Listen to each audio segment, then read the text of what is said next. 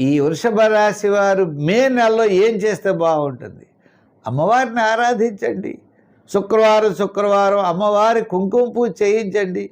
అమ్మవారి గుడికి వెడుతూ ఉండండి. పార్వతీ పరమేశ్వరులు కలిగిన దేవాలయానికి ఎక్కువ వెడితే ఎక్కువ విశేషం ఉంటుందట. ఎంచేతంటే రాహుగ్రహ ప్రభావం. ఇంకొకటి, సూర్యుడి యొక్క ఆరాధన కూడా మంచిదే. గోధుమ పిండితో చిన్న చిన్న ఉండలు చేసి ప్రవహించే నదిలో ఆదివారం నాడు లేదా బుధవారం నాడు వేయండి. చేపలకు ఆహారంగా పెట్టండి. చిన్న చిన్న సమస్యలు తగ్గుతాయి. గోధుమ రొట్టెలు తయారు చేసి ఆదివారం నాడు పంచిపెట్టండి.